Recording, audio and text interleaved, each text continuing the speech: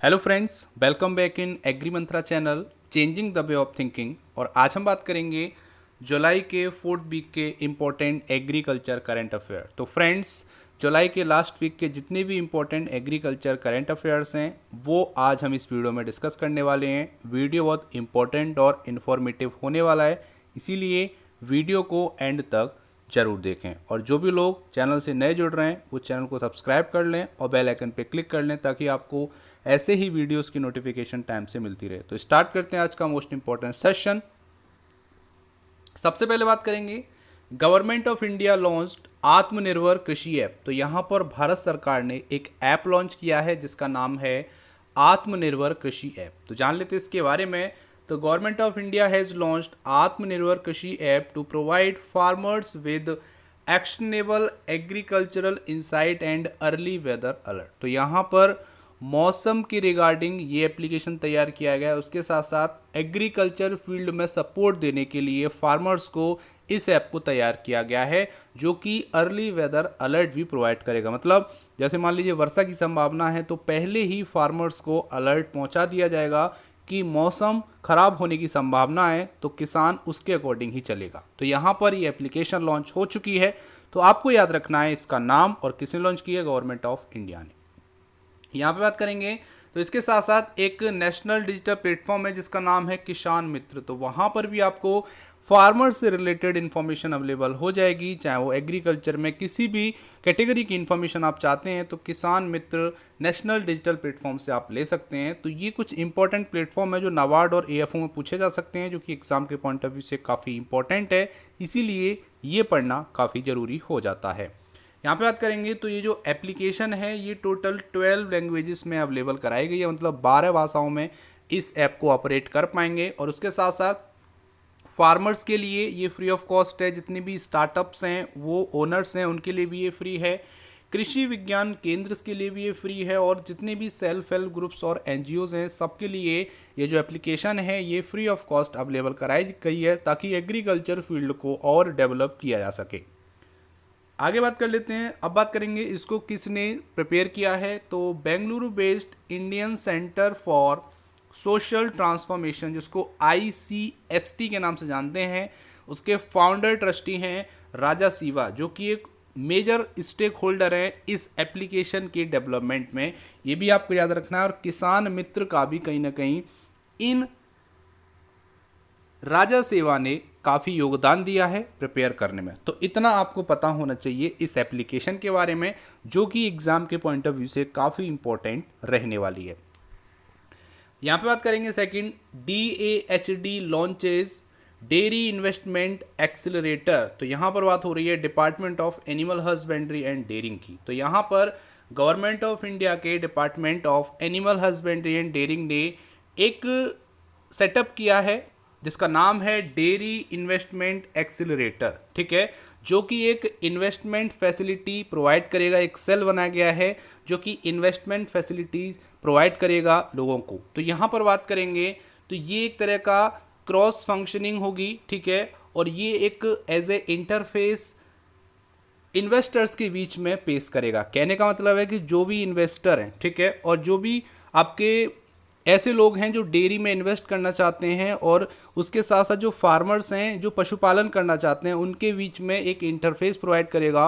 और ये एक तरह की स्कीम है जहां पर इन्वेस्ट किया जा रहा है डेयरी फील्ड में ताकि उसको और आगे ले जाया जा सके। तो यहाँ पर इस स्कीम के तहत यहाँ पे 3% का इंटरेस्ट अब मेंशन होगा। मतलब है कि जो भी लोन लेता है अगर उसको टाइम से वो चुकाता है तो यहाँ पे 3% का जो ब्याज है वो माफ़ हो जाएगा। दूसरी बात, यहाँ पे 2 ईयर का मोराटोरियम पीरियड है, मतलब 2 ईयर तक कोई भी EMI उस लोन की आपको प्रोवाइड नहीं करनी है। देन यहाँ पे जो रीपेमेंट पीरियड है वो 6 साल है, मतलब 6 साल में आपको जो पूरा कर्ज है जो लोन है वो आपको चुकाना पड़ेगा।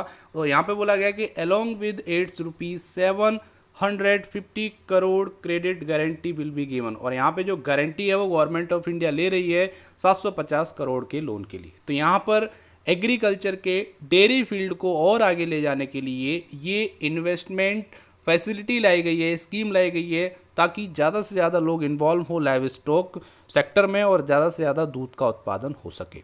जैसे कि आपको पता है भारत जो है अब भी लार्जेस्ट मिल्क प्रोड्यूसर है ऑल ओवर दी वर्ल्ड, आप जानते हो। टोटल ग्लोबल मिल्क प्रोडक्शन का 23% इंडिया शेयर करता है। मतलब है भारत में जो दूध प्रोडक्शन हो रहा है, अगर उसको हम वर्ल्ड लेवल पे निकालें तो वर्ल्ड लेवल का टोटल जो मिल्क प्रोडक्शन हो रहा है उसका 23% इंडिया का हिस्सा है, ठीक है। तो ये बहुत बड़ा हिस्सा है हम कह सकते हैं। तो इसीलिए अब यहाँ पर इसको और आगे ले जाने के लिए डेयरी इन्वेस्टमेंट एक्सेलरेटर लॉन्च किया गया है। अब यहाँ पे किस किस फील्ड से और किस किस लाइन से क्वेश्चन बन सकते हैं वो देख लेते हैं। तो पहला तो ये आएगा कि डेयरी इन्वेस्टमेंट एक्सेलरेटर किसने लॉन्च किया है, तो ये किया है आपका government of India, department of animal husbandry dairying ने, ठीक है। यहाँ पर बात करेंगे तो ये करेगा क्या, तो ये सर्व करेगा इंटरफेस विद इन्वेस्टर, जितने भी इन्वेस्टर्स हैं उनके बीच में एक इंटरफेस पैदा करेगा। उसके साथ साथ ये एक जो एक्सेलरेटर है ये एक लोन स्कीम है, ठीक है, फाइनेंसिंग स्कीम है, जिसके तहत 3% इंटरेस्ट सबवेंशन होगा, 2 ईयर का मोरेटोरियम पीरियड होगा और 6 साल का रीपेमेंट पीरियड होगा। और अगर मिल्क की बात करें, ये भी क्वेश्चन आ सकता है कि सबसे ज़्यादा दूध उत्पादन करने वाला जो आपका कंट्री है वो भारत है, ये भी आपको पता रखना है, 23% शेयर रखता है।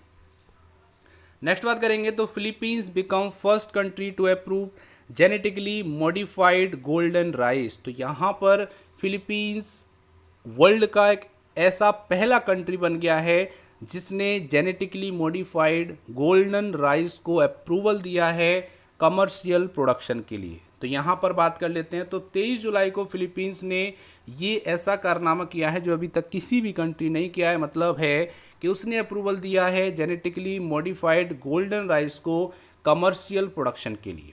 अब यहाँ पे बात कर लेते हैं गोल्डन राइस क्या होता है, उसके बारे में थोड़ा सा जान लेंगे। तो health expert believe that golden rice develop by the Philippines will help to fight childhood blindness. तो यहाँ पर बात हो रही है कि हेल्थ एक्सपर्ट्स का कहना है कि जो गोल्डन राइस है जिसको डेवलप किया गया है फिलीपींस के द्वारा, ये हेल्प करेगा जो बच्चों का अंधापन होता है, चाइल्डहुड ब्लाइंडनेस होती है, उससे लड़ने में और लोगों की जीवन को बचाने में ये काफ़ी हेल्प करेगा पूरे विश्व में। ये कहना है वहाँ के हेल्थ एक्सपर्ट्स का। यहाँ पर आपको मैं थोड़ा सा बता दूं कि भारत की अगर बात करेंगे तो लगभग 1.6 से 2 मिलियन चाइल्ड्स ऐसे हैं जो अंधे पैदा होते हैं, ठीक है। अभी अगर हम काउंट करेंगे तो लगभग अप्रॉक्स 2 मिलियन बच्चे ऐसे हैं जो अंधे हैं, ये भी आपको याद रखना है। अब ये कहीं ना कहीं हम ये बोल सकते हैं कि खान पान में कमी, ठीक है, उनका पोषण अच्छे से नहीं हो रहा है, ये कहीं ना कहीं कारण बनता है उनका जन्म के बाद अंधा होने का, ठीक है। तो कहीं ना कहीं ये कमी हो रही है, वो किसके कारण हो रही है, विटामिन ए के, और उसके साथ साथ कई और ऐसे कारण हैं जिससे लोगों में, बच्चों में कमी हो रही है, ठीक है, न्यूट्रिएंट्स की, और जिसका कहीं ना कहीं रिजल्ट देखने को मिलता है।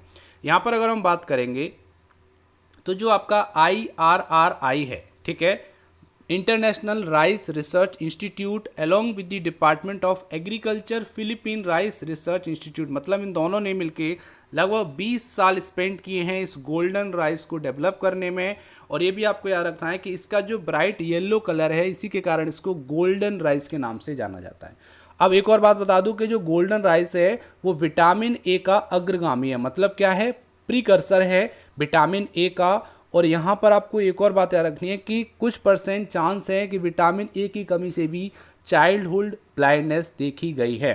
तो एक तरह से ये विटामिन ए का अग्रगामी है, इसीलिए ये अप्रूवल दिया गया है कि कमर्शियल लेवल पे इसका प्रोडक्शन किया जाए। ये यहाँ पर फिलीपींस की बहुत इंपॉर्टेंट करंट अफेयर, जो कि एग्जाम के पॉइंट ऑफ व्यू से काफ़ी इंपॉर्टेंट है। अब आपके लिए एक प्यारा सा क्वेश्चन है, जल्दी से आपको बताना है कि Indian institute of rice research कहाँ पर है, ठीक है, ये आपको बताना है। दूसरा मैं आपको बता देता हूँ, नेशनल राइस रिसर्च इंस्टीट्यूट आपका कटक में है, लेकिन आपको ये बताना है IIRR, Indian institute of rice research कहाँ पर स्थित है। जल्दी से कमेंट बॉक्स में आंसर करिए। फ्रेंड्स, आज की वीडियो का टारगेट है केवल और केवल 200 लाइक्स का। अगर आपकी वीडियो पसंद आती है तो वीडियो को लाइक करना और ज़्यादा से ज़्यादा इस वीडियो को शेयर करना, ताकि सभी स्टूडेंट तक ये वीडियो पहुँच सके। आगे बात करेंगे तो rubber board to launch India's first rubber census. तो यहाँ पर रबर बोर्ड ने भारत की पहली रबर सेंसस ऐप लॉन्च की है। जान लेते हैं इसके बारे में, इस एप्लीकेशन के बारे में, इसका नाम क्या है और किस स्टेट को लॉन्च की गई है। तो यहाँ पर है rubber board launch landslide zonation map, सेंशन app, sorry census app on 25 July 2021। तो यहाँ पे दो चीज़ें लॉन्च की गई हैं रबर बोर्ड के द्वारा। लैंडस्लाइड जोनेशन मैप लॉन्च किया गया है, उसके साथ साथ सेंसस ऐप लॉन्च की गई है 25 जुलाई को। अब यहाँ पे बात आती है इस एप्लीकेशन का नाम क्या है, तो वो है रूबेक ऐप। ठीक है, ये इसका नाम है, ये भी आपको याद रखना है। रूबेक ऐप लॉन्च की है रबर बोर्ड ऑफ इंडिया ने, जो कि एक नेशन वाइड सेंसस है जो प्रिपेयर करेगी database on plantation and Grover. तो जितने भी आपके रबर ग्रोवर्स हैं, ठीक है, और जितना भी प्लांटेशन हो रहा है रबर का, उसका डेटाबेस तैयार करेगी ये ऐप जिसका नाम है रूबेक। ठीक है, ये आपको याद रखना है। रबर फील्ड में रबर प्रोडक्शन को बढ़ाने के लिए ये एप्लीकेशन काफ़ी मददगार साबित हो सकती है। अब यहाँ पे बात आती है कि सबसे ज़्यादा जो प्रोडक्शन है रबड़ का वो कौन सा स्टेट करता है भारत में, तो वो करता है केरला। यहाँ से क्वेश्चन आ सकता है। सेकंड क्वेश्चन आ सकता है कितने परसेंट शेयर रखता है, तो ओवरऑल प्रोडक्शन का 67% शेयर रखता है केरला, अगर हम बात करेंगे रबर प्रोडक्शन की। ठीक है, अब यहाँ पे एक और क्वेश्चन बन जाता है कि वर्ल्ड में कौन सा कंट्री है जो सबसे ज़्यादा रबर का प्रोडक्शन करता है, तो वो है आपका थाईलैंड। ठीक है, ये आपको याद रखने कुछ इंपॉर्टेंट क्वेश्चन है जो बन जाते हैं एग्जाम के पॉइंट ऑफ व्यू से काफ़ी इंपॉर्टेंट। अब यहाँ पे एक और क्वेश्चन बनेगा कि रबर बोर्ड कहाँ पर स्थित है, तो केरला के कोट्टयम में ये स्थित है, ये भी आपको याद रखना है। यहाँ से कई सारे क्वेश्चन आपके कंप्लीट हो गए होंगे, उम्मीद करते हैं आपको समझ में आया होगा।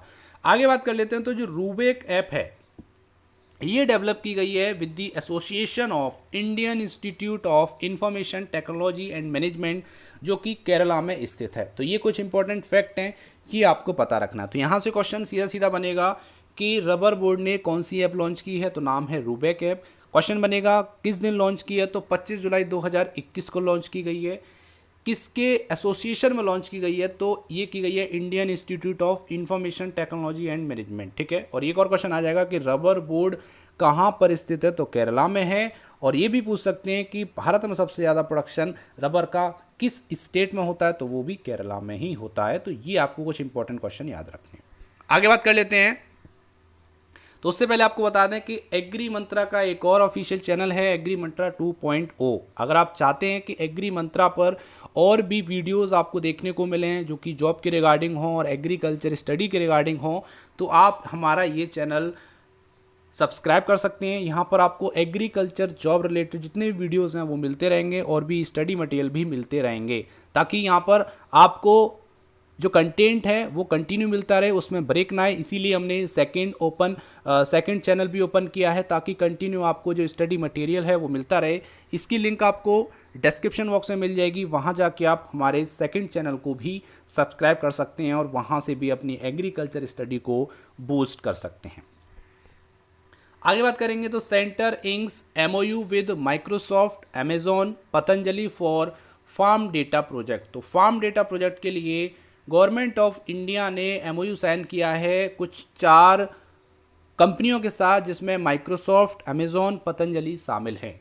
तो यहाँ पर बात करेंगे तो ये MOU साइन किया गया है 4 से 5 फर्म के साथ, जिसमें माइक्रोसॉफ्ट इंडिया प्राइवेट लिमिटेड है, अमेजॉन वेब सर्विस है, स्टार एग्री बाजार है और पतंजलि ऑर्गेनिक रिसर्च इंस्टीट्यूट है। ठीक है, तो लगभग 4 से 5 कंपनियों के साथ ये MOU बड़े लेवल पे साइन किया गया है। यहाँ पर अगर हम बात करेंगे तो इसका एम क्या है वो जान लेते हैं। तो aim to develop proof of concept और evidence that a pilot project is feasible for creating a digital ecosystem for agriculture in the country. तो यहाँ पर कहने का मतलब है कि डिजिटल इकोसिस्टम एग्रीकल्चर के लिए डिजिटल इकोसिस्टम क्रिएट करने के लिए जो पायलट प्रोजेक्ट चलाया जाएगा, क्या उसके लिए हम लोग तैयार हैं? क्या ये संभव है कि देश में कृषि के लिए एक डिजिटल इकोसिस्टम बनाने के लिए पायलट प्रोजेक्ट परियोजना संभव है? तो इसके लिए ही इस MOU को साइन किया गया है, ताकि एक डिजिटल इकोसिस्टम तैयार किया जा सके। क्योंकि नरेंद्र तोमर का कहना है, जो कि हमारे कृषि मंत्री हैं, कि अगर इंडिया को डिजिटल बनाना है तो एग्रीकल्चर फील्ड को भी डिजिटल करना पड़ेगा। और यहाँ पर यह भी कहा गया है कि फार्मर्स का जो ज़मीनी जो डेटा है, जो लैंड का डेटा है, वो भी कहीं ना कहीं जोड़ा जाएगा इस पायलट प्रोजेक्ट से। तो कहने का मतलब है कि ऑनलाइन तरीके से सारी चीज़ें की जाएंगी, पूरा डेटा हमारे पास होगा, गवर्नमेंट ऑफ इंडिया के पास होगा, जिससे वो कोई भी पायलट प्रोजेक्ट चला सकती हैं। तो इसी के लिए ये MOU साइन किया गया है। और यहाँ भी नरेंद्र सिंह तोमर ने ये भी बोला है कि no private data of farmers is share with any private organisation. तो यहाँ पर है कि किसान का कोई भी पर्सनल डेटा किसी भी प्राइवेट ऑर्गेनाइजेशन के साथ शेयर नहीं किया जाएगा, ये सीक्रेट रखा जाएगा, प्राइवेट रखा जाएगा। कहने का मतलब है कि सिक्योरिटी प्रोवाइड की जा रही है फार्मर्स को कि आपका डेटा जो है उसका गलत यूटिलाइजेशन नहीं किया जाएगा। ये भी उन्होंने यहाँ पर स्टेटमेंट दिया है। तो ये कहीं ना कहीं हम बोल सकते हैं काफ़ी इंपॉर्टेंट रहने वाला है। और आपको बता दें कि जो डेटा लिया जाए किसानों का वो उनके आधार के रूप में लिया जाएगा, ठीक है, उनका जो आधार नंबर है उसी के रूप में ये डेटा लिया जाएगा। और इस डेटाबेस का उपयोग करके पायलट परियोजना के लिए ये एमओयू साइन किए गए, ठीक है। तो पायलट परियोजना चलाई जाएंगी, स्कीम चलाई जाएंगी, प्रोजेक्ट चलाए जाएंगे ताकि एक इकोसिस्टम तैयार किया जा सके एग्रीकल्चर के लिए, जिसका मीडियम डिजिटल होगा, ऑनलाइन होगा। आगे बात कर लेते हैं। Over 21.40 lakh farmers enrol under PMKMY। Narendra Singh Tomar ने ये बात कही है। तो PMKMY क्या है? प्रधानमंत्री किसान मानधन योजना में लगभग 21.4 लाख से भी ज़्यादा फार्मर्स एनरोल हो चुके हैं, ये कहना है। तो यहाँ पर जान लेते हैं स्कीम ये कब लॉन्च हुई थी, ठीक है, ये क्या स्कीम है, इससे फार्मर्स को क्या फ़ायदा मिलेगा, ये आपको पता होना चाहिए। तो 23 जुलाई 2021 को ये डेटा दिया गया है कि 21.4 लाख फार्मर से भी ज़्यादा फार्मर इस पेंशन स्कीम में ज्वाइन हो चुके हैं, जो कि स्मॉल और मार्जिनल फार्मर्स हैं। स्कीम का नाम है प्रधानमंत्री किसान मानधन योजना। अब ये बात आती है कि ये स्कीम कब लॉन्च की गई। तो ये स्कीम लॉन्च की गई गवर्नमेंट ऑफ इंडिया के द्वारा सितंबर 12, 2019, 12 सितंबर 2019 को इस स्कीम को लॉन्च किया गया। और आपको बता दें इस स्कीम के तहत जो एलिजिबल फार्मर्स हैं उनकी जो एज है वो 18 से 40 वर्ष के बीच में होनी चाहिए, और उसी के अकॉर्डिंग 55 रुपये से 200 रुपये मंथली कंट्रीब्यूशन किया जाएगा उन फार्मर से। उसके बाद उनको पेंशन प्रोवाइड की जाएगी। तो कहने का मतलब है जितनी ज़्यादा एज होगी उतना ही ज़्यादा उनको यहाँ पर मंथली कंट्रीब्यूशन करना पड़ेगा, जितनी कम एज होगी उतना ही कम से मंथली कंट्रीब्यूशन स्टार्ट होगा। यहाँ पर अगर हम बात करेंगे तो जब ये कंट्रीब्यूशन पूरा हो जाएगा और जब आप 60 साल की हो जाओगे, मतलब जो एलिजिबल किसान है वो 60 साल का हो जाएगा, उसके बाद पर मंथ 3,000 रुपये उस किसान को एज ए पेंशन प्रोवाइड किए जाएंगे। और अब तक अप्रोक्स लोग मान के चलेंगे तो 22 लाख फार्मर्स एनरोल हो चुके होंगे इस स्कीम में, इस पेंशन स्कीम में, जिसमें केवल और केवल स्मॉल और मार्जिनल फार्मर ही शामिल हैं, ठीक है। उम्मीद करते हैं यहाँ तक आपको समझ में आया होगा। अब जल्दी से कमेंट करो एक इम्पोर्टेंट क्वेश्चन जिसका आंसर आपको जल्दी से कमेंट बॉक्स में लिखना है कि प्रधानमंत्री फसल बीमा योजना किस दिन लॉन्च की गई थी। उसका सही आंसर आपको अभी कमेंट बॉक्स में लिखना है। तो जल्दी से सही आंसर कमेंट कीजिए। आगे बात करेंगे तो पहला कंसाइनमेंट फ्रूट और वेजिटेबल का एक्सपोर्ट किया गया है उत्तराखंड से दुबई के लिए। अब देखो भारत का जो प्रोडक्ट है वो अदर कंट्री में भी जाने लगा है। पहले सीरियल्स और मिलेट्स जाया करते थे, लेकिन अब फ्रूट्स और वेजिटेबल्स भी कहीं ना कहीं एक्सपोर्ट हो रहे हैं, और ये एग्रीकल्चर के डेवलपमेंट के साइन हैं, ठीक है। यहाँ पर बात करेंगे तो ये पहला कंसाइनमेंट है जिसमें वेजिटेबल और फ्रूट भेजे गए उत्तराखंड से, कहाँ पे? दुबई में। उस कंसाइनमेंट में क्या था? करी लीफ, ओकरा, पियर, बिटर गार्ड, ये थे जो कि हरिद्वार के फार्मर्स के प्रोडक्ट है, ठीक है। हरिद्वार के जितने भी फार्मर्स हैं उनके ये वेजिटेबल और फ्रूट्स हैं जो एक्सपोर्ट किए गए हैं दुबई के लिए 26 जुलाई 2021 को। यहाँ पर अगर हम बात करेंगे तो 2020-21 और 2019-20 का डेटा आया निकल के कि एक्सपोर्ट कितना हुआ था। तो 2020-21 में एक्सपोर्ट हुआ है 11,019 करोड़ का, जो कि केवल 2019-20 में कितना था? 10,114 करोड़। तो अप्रॉक्स 9% के यहाँ पर ग्रोथ देखने को मिली है, गेन देखने को मिला है एक्सपोर्ट में 2019-20 से कंपेयर करेंगे तो 2020-21 अच्छा रहा है एग्रीकल्चर एक्सपोर्ट के मामले में। आगे बात करेंगे तो इससे पहले उत्तराखंड ने मिलेट्स का कंसाइनमेंट एक्सपोर्ट किया था डेनमार्क को, ठीक है। डेनमार्क को मई 2021 में ये आपका कंसाइनमेंट भेजा गया था जो कि मिलेट्स का था। लेकिन अब जो कंसाइनमेंट भेजा गया, जो कि पहली बार ऐसा हुआ है कि वेजिटेबल और फ्रूट का कंसाइनमेंट उत्तराखंड ने किसी अदर कंट्री को भेजा हो, तो वो भेजा दुबई को, और मिलेट का भेजा था डेनमार्क को। ये भी आपको याद रखना है, काफ़ी इंपॉर्टेंट ये फैक्ट हैं जहाँ से क्वेश्चन बन सकते हैं, तो आपको ये राइट डाउन करना है। और इसका PDF आपको हमारे एप्लीकेशन पे मिल जाएगा जो कि हमारा एंड्रॉयड ऐप है एग्री मंत्रा का। वहाँ पर फ्री स्टडी मटेरियल में आपको इसका PDF free of cost available कराया जाएगा, जो कि वीडियो के एंड होने के बाद वहाँ से आप डाउनलोड कर पाएंगे। आगे बात करेंगे तो ministry of earth science launches ESSDP earth system science data portal.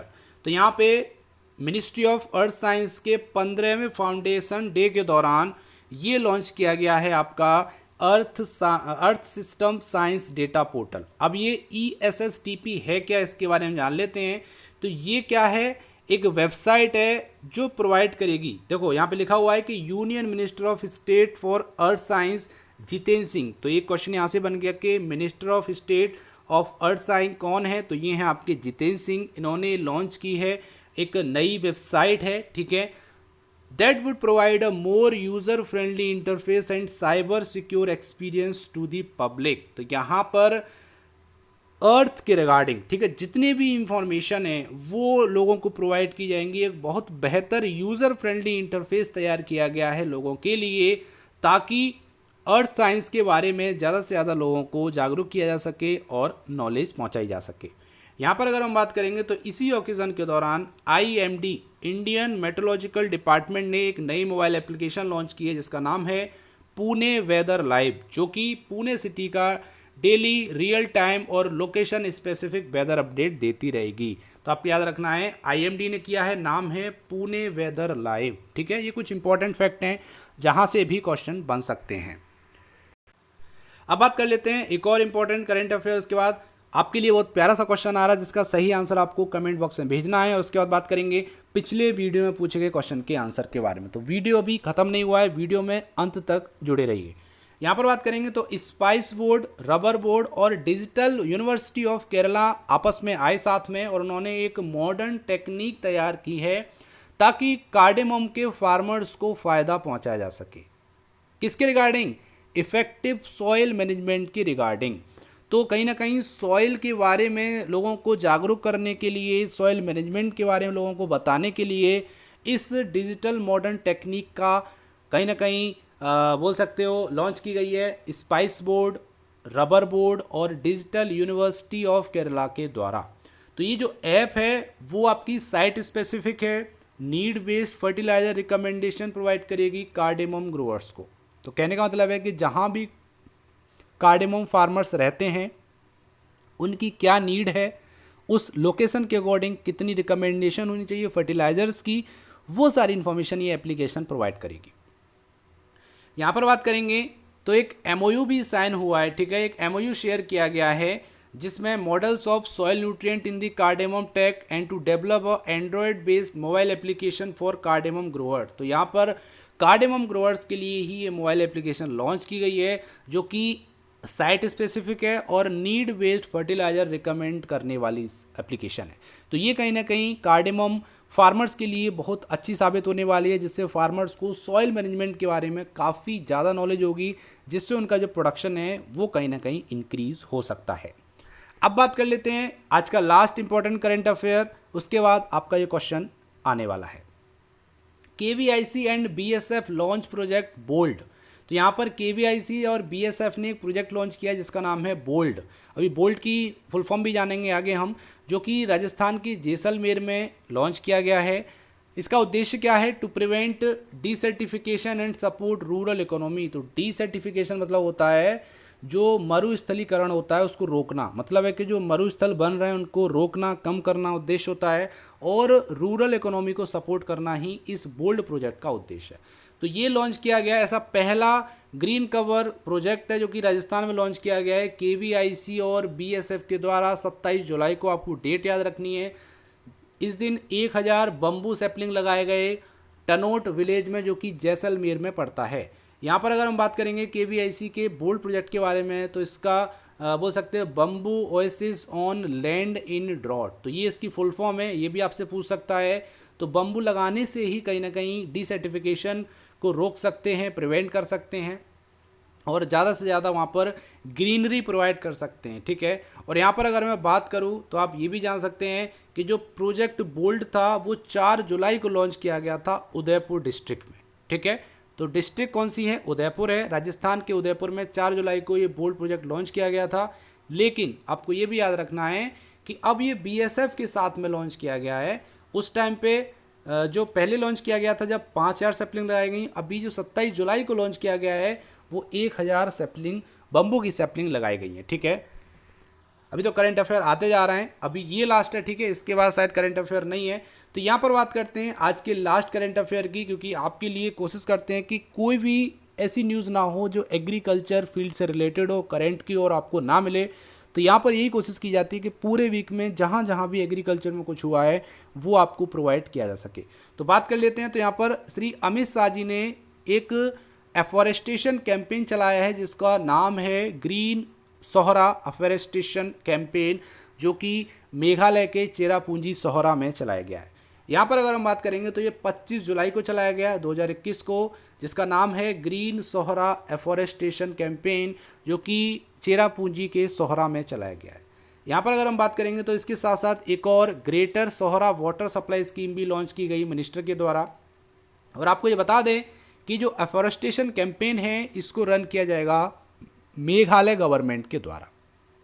तो क्वेश्चन आ सकता है कि इस कैंपेन को कौन रन करेगा, तो मेघालय गवर्नमेंट इस कैंपेन को रन करने वाली है। यहाँ पर बात करेंगे तो अमित शाह ने ये जो ग्रीन सोहरा फॉरेस्टेशन कैंपेन है इसको लॉन्च किया था, तो उन्होंने एक स्लोगन भी दिया है, एवरग्रीन नॉर्थ ईस्ट। ठीक है, evergreen north east is the slogan of green Sohra afforestation campaign. तो यहाँ पर कहीं ना कहीं ट्री प्लांटेशन और एफॉरेस्टेशन करना ही इस कैंपेन का हिस्सा है, जिसको अमित शाह ने कहीं ना कहीं हरी झंडी दिखाई थी। डेट आपको याद रखनी है, 25 जुलाई को किसने किया, अमित शाह ने किया। कैंपेन का नाम क्या है, ग्रीन सोहरा एफॉरेस्टेशन कैंपेन। कहाँ चला गया, तो मेघालय के चेरापूंजी के सोहरा में चलाया गया। और इसका स्लोगन क्या है, तो एवरग्रीन नॉर्थ ईस्ट इसका स्लोगन है। तो ये क्वेश्चन बन सकते हैं, तो इसीलिए आपको याद रखने हैं। अब चलते हैं आज के प्यारे क्वेश्चन की तरफ, जो कि बहुत इंपॉर्टेंट क्वेश्चन है आपके एग्जाम के पॉइंट ऑफ व्यू से। लेकिन उससे पहले बात करते हैं पिछले वीडियो में पूछे गए क्वेश्चन के आंसर के बारे में। तो क्वेश्चन था, which is the first north eastern state to propose a legislation to protect cattle. ऐसा कौन सा नॉर्थ ईस्टर्न स्टेट है जिसने कैटल्स के लिए एक लेजिस्लेशन प्रपोज किया है, एक कानून लेकर आई है, एक बिल लेकर आई है, तो वो है आसाम की सरकार। तो यहाँ पर जो भी टेम्पल होंगे, ठीक है, या फिर नॉन मुस्लिम कम्युनिटी होगी, उसके 5 किलोमीटर की रेंज में बीफ को बेचने की मना की गई है। मतलब है कि प्रिवेंट किया गया है कि आप काऊ के मीट को सेल नहीं कर पाएंगे इन एरियाज़ में और टेम्पल के 5 किलोमीटर के रेंज में। ये बिल है, आपको पिछले करंट अफेयर हमने बता दिया था, अगर आपने नहीं देखा है तो आप जाके देख सकते हैं।